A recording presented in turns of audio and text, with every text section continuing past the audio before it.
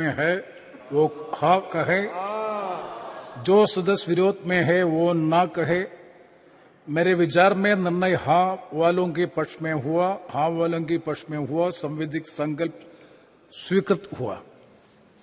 Next, Shri Imtiaz Jaleel.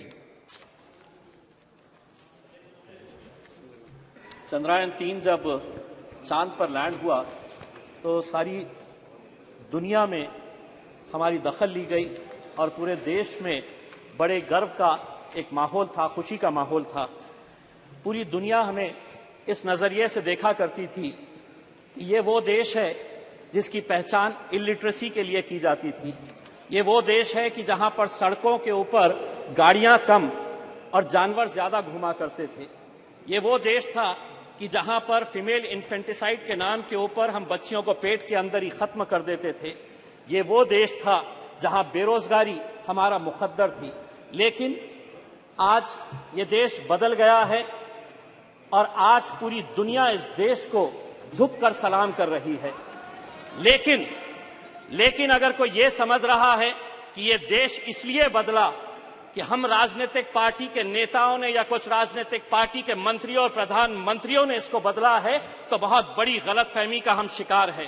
ये देश अगर बदला है तो युवा शक्ति की वजह से बदला है। ये देश अगर बदला है तो हमारे किसानों की वजह से बदला है। ये देश अगर बदला है तो हमारी महिलाओं की वजह से बदला है, हमारे वैज्ञानिकों की वजह से बदला है। और आज अध्यक्ष महोदय, हम सब बहुत सारे सदस्य ऐसे हैं जिन्हें याद होगा कि एस्ट्रोनॉट राकेश शर्मा जब स्पेस के अंदर गया और उससे पूछा गया था कि वहां से भारत देश कैसा दिखता है, तो उसने कहा था कि सारे जहां से अच्छा हिंदुस्तान हमारा। अध्यक्ष महोदय, अगर इस स्पेस प्रोग्राम को हमें आगे बढ़ाना है तो हमें कहीं ना कहीं से इसे और फंडिंग देने की जरूरत है। लेकिन आज इंडियन स्पेस रिसर्च ऑर्गेनाइजेशन की फंडिंग अगर हम देखते हैं तो क्या वजह है कि 2022 के फाइनेंशियल ईयर के अंदर 13,700 करोड़ रुपए का बजट घटाकर 12,553 करोड़ रुपए कर दिया गया था। अगर जीडीपी का परसेंटेज के हिसाब से अगर हम देखें तो भारत जो है वो research and development space program के अंदर बहुत कम पैसा खर्चा करता है, सिर्फ 0.65% ऑफ जीडीपी, जबकि यूएस 2.9% करता है, चाइना 2.2% करता है और इजराइल 4.9% करता है। अध्यक्ष महोदय, आज सुबह में जब आदरणीय मंत्री राजनाथ सिंह साहब को सुन रहा था तो उन्होंने बहुत सारे मुद्दों को टच किया। मैंने दोबारा सब्जेक्ट पढ़ा कि यह सब्जेक्ट है क्या, तो पता चला कि चंद्रयान-3 और स्पेस के अंदर हमारी उपलब्धियां।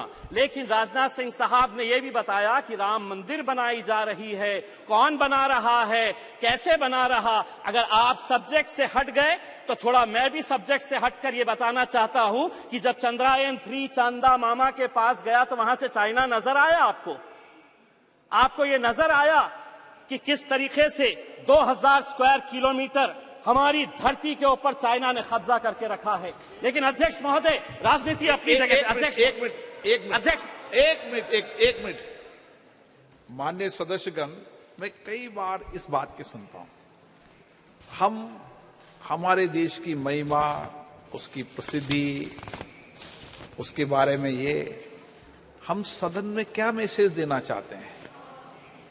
सदन में कुछ विषयों को सकारात्मक तरीके से पूरा देश, पूरा विश्व संसद की कार्रवाई को देखता है।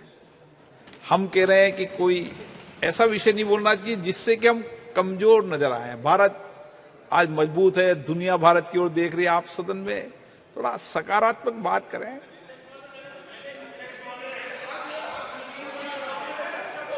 हाँ, वो विषय अलग है, वो विषय है।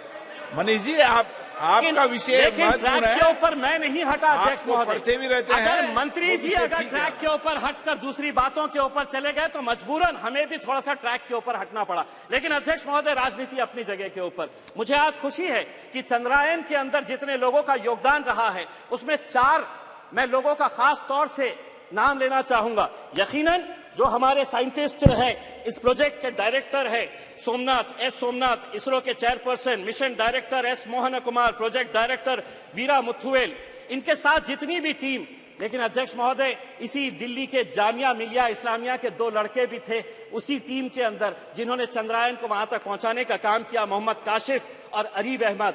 आसाम के एक लड़का और एक लड़की थी। आपने रिजर्वेशन नहीं दिया मुसलमानों को, महिला रिजर्वेशन के अंदर मुसलमानों का, लेकिन एक बच्ची इसरो के अंदर भी है जो आसाम से आती है, यास्मीन नाजनीन और बहरुल इस्लाम। तो हमें खुशी इस बात की है अध्यक्ष महोदय, हमें आज भी वो तस्वीर याद आती है कि जो 2019 के अंदर जब ये चंद्रयान 2 का मिशन फेल हुआ तो हम देख रहे थे कि कैसे वो साइंटिस्ट की आंखों के अंदर आंसू थे।